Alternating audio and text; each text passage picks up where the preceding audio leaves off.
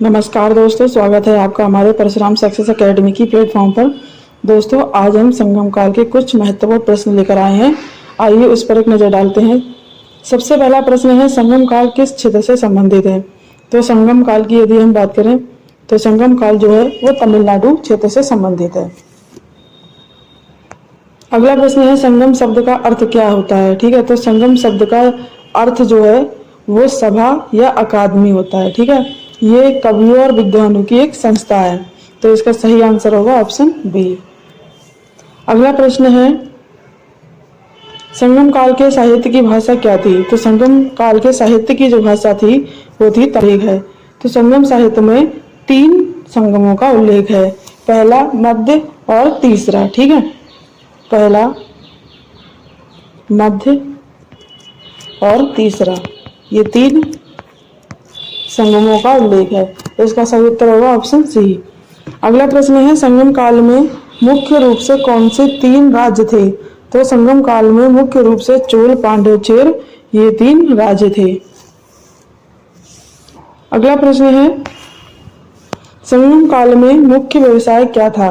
तो संगम काल में अगर हम मुख्य व्यवसाय की बात करें तो मुख्य व्यवसाय जो था वो था कृषि, व्यापार और हस्तशिल्प।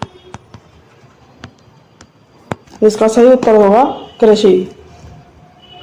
अगला प्रश्न है, संगम काल के कवियों को क्या कहा जाता था? तो संगम काल के कवियों को कवि या कवित्री ही कहा जाता था, कवि या कवित्री। अगला प्रश्न है, पिता का विशेष उल्लेख मिलता है। तो एक तो शिव का मिलता है, ठीक है, एक तो किसका मिलता है, एक तो शिव का मिलता है और दूसरा मुरुगन, एक तमिल देवता है। अगला प्रश्न है संगम काल में कौन सा बंदरगाह प्रसिद्ध था? तो अगर हम संगम काल की बात करें तो संगम काल में कावेरी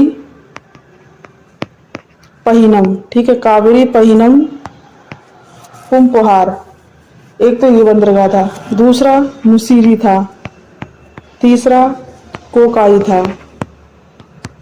तो इसका सही उत्तर होगा पुम्पहार। तो इसका सही उत्तर होगा पुम्पहार। अगला प्रश्न है, संगम काल का प्रमुख व्यापारिक वस्तु क्या थी? तो प्रमुख व्यापारिक वस्तु की अगर हम बात करें तो प्रमुख व्यापारिक वस्तु जो थी वो कपास थी। ठीक है, क्या थी? कपास थी। इसकी जो प्रमुख वस्तुएं थी, अगला प्रश्न है, संगम काल का प्रमुख व्यापारिक वस्तु क्या थी? तो संगम काल की जो प्रमुख व्यापारिक वस्तु थी वो एक तो कपास थी, ठीक है, सबसे प्रमुख जो थी वो कपास थी। उसके बाद काली मिर्च या फिर मसाले थे सारे, ठीक है, मसाले और हाथी दांत, इसके अलावा मोती और जो कीमती पत्थर होता है वो कीमती पत्थर इत्यादि चीजें थी, वो व्यापारिक वस्तुएं थी संगम काल के दौरान। और उनमें सबसे प्रमुख जो थी वो थी कपास।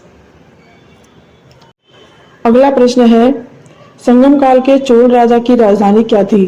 तो संगम काल के चोल राजा की राजधानी जो थी वो उरैयूर थी। ठीक, क्या थी? उरैयूर। अगला प्रश्न है, पांड्य राजाओं की राजधानी कहाँ थी? तो पांड्य राजाओं की राजधानी मदुरै थी। ठीक है, कहाँ थी? मदुरै।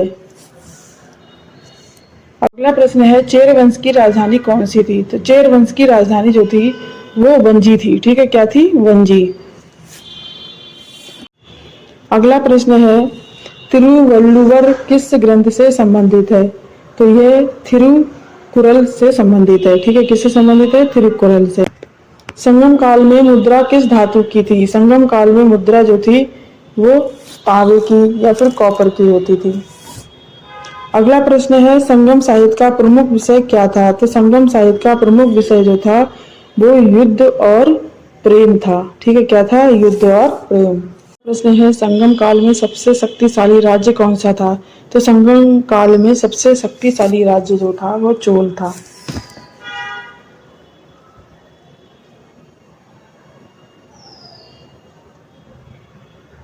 अगला प्रश्न है संगम काल में सबसे शक्तिशाली राज्य कौन सा था? तो संगम काल में सबसे शक्तिशाली राज्य चोल था।